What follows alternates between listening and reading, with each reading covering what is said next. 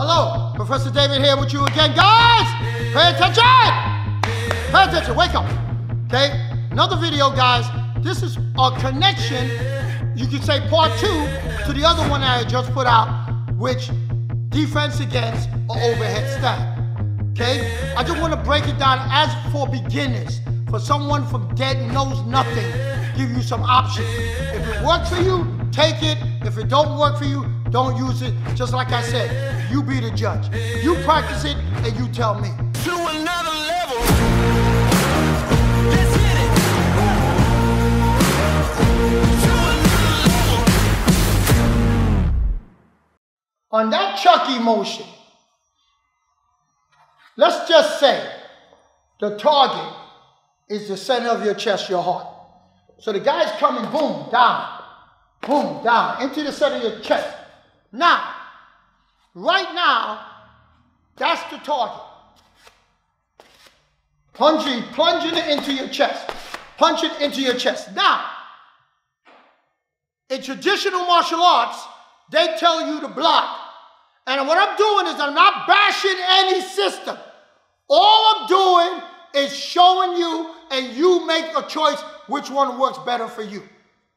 I have a black belt in traditional martial arts, so I'm going to talk about what they taught me many years ago. Okay? We have what's called a rising block. So they taught me to do a rising block against that strike. Boom! A rising block. And they also said drop into a stance. So when you're in a stance to try to do a rising block and this guy's rushing me, I can't do that because if he's rushing me, I'm not going to jump into a stance and my leg buckles and I'm over here like this. Because I'm not going to be able to lock in and get that motion. Just not.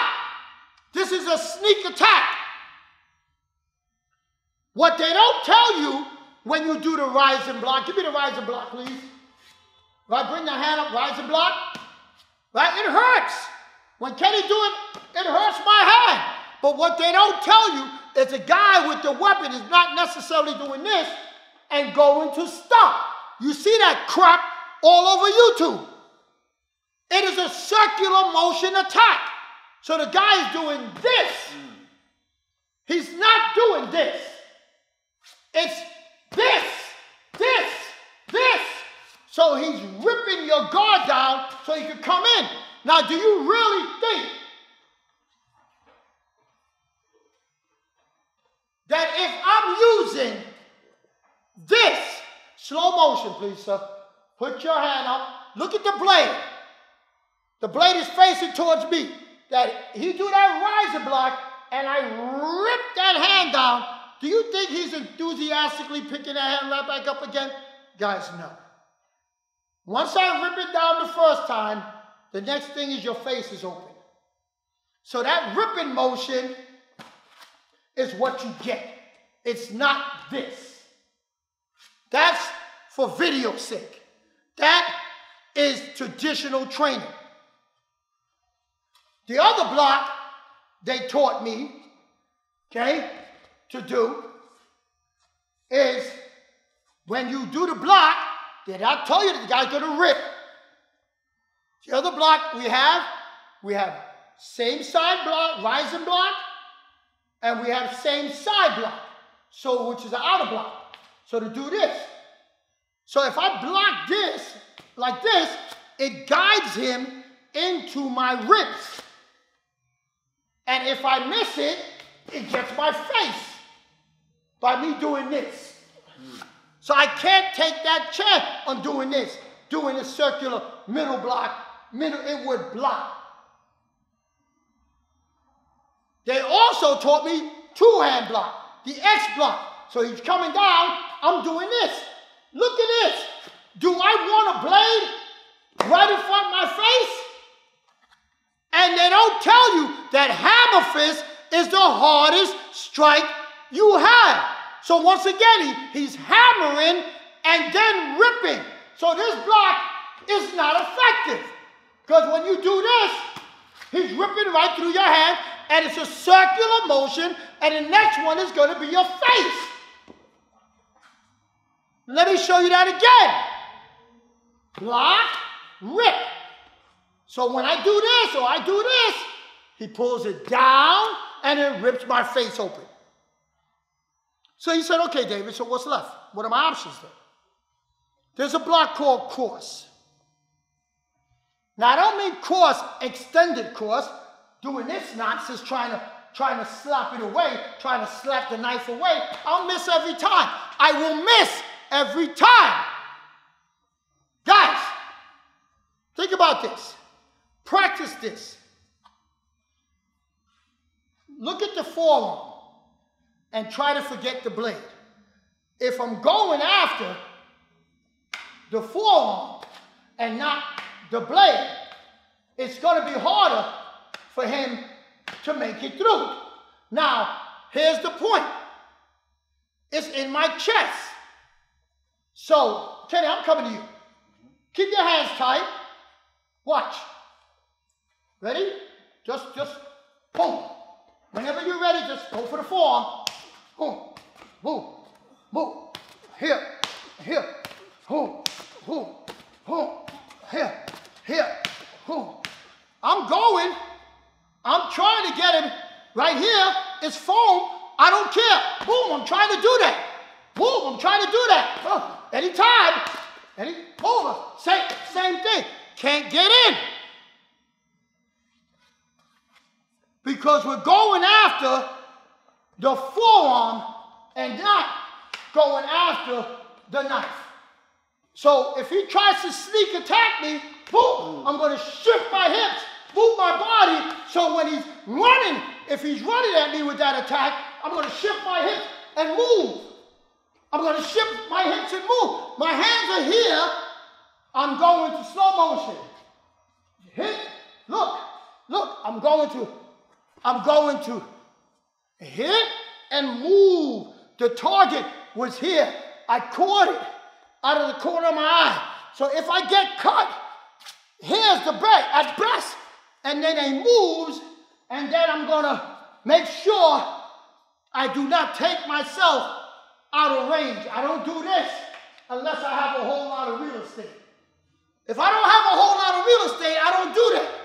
If it's close quarter, I do this, and I stay close, and I attack him very quickly. I start to redirect the hand from here to here to here, to here to here to here, to here to there. I move. But the thing is, I don't reach. I do not go after the knife, because that's, guys, look at the size of this. Switch weapons, please, Kenny. Look at the size of this. And look at the size. Put it right here. And look at the size of his arm. He's coming at me. I'd rather go after the arm. I'd rather go after the arm and shift my body. All I got to do is this. Now, is this easy? No. Nothing, zero, nothing when it comes to this kind of attack is easy. Nothing is easy. But if you practice right, what are you practicing? I'm practicing motion causes motion. I'm practicing redirecting the body. I'm practicing. If the guy's coming from a distance, he uses legs first. If I'm trying to sneak him, use your legs first, because his legs is longer than my arm. So why the hell would I bypass, come right in for the arm? Why would I wait to do this? Look! Why would he wait to do this? When, stick your foot out, Kenny. Why would he wait to do this when this is here? Why? Basic common sense. If you have the distance and you see the attacker coming, use your legs. But no, they never use their legs. They always tell you, use your arms. Guys, I'm giving you options. Don't listen to me. Don't take my word for it. Okay? You practice. Practice. Get impact gear. Get chest gear. Get head gear. Get foam knives. Piece of foam. You can buy this anywhere they sell, anybody that have swimming pool. This is the float that goes into the swimming pool, the long piece. We just cut it up. So this way you can boom, and you can stab. You can work it. Instead of making believe and going like this and just holding the knife there and the man stop. That's not real training. Guys, we are here trying to give you our very best. Real training. Okay? Not years of experience, years of good information of taking all the stuff we trained with over the years and saying, you know what? This part is good, that's no good. This part's outdated, works now. This worked for today, this worked last 15 years ago, that was okay. Right now, it ain't good anymore. We constantly evolve. We constantly check our information. We constantly, we police ourselves. Professor V always did that. That's why he was ahead of his time. He never had an ego to the degree where he said, I'm the man. He never was a legend in his own mind. He always said, David, we got to keep practicing. David, we could get better, you know. David, we could get better, you know. We got to keep practicing, David. Because good enough isn't good enough if it could be better.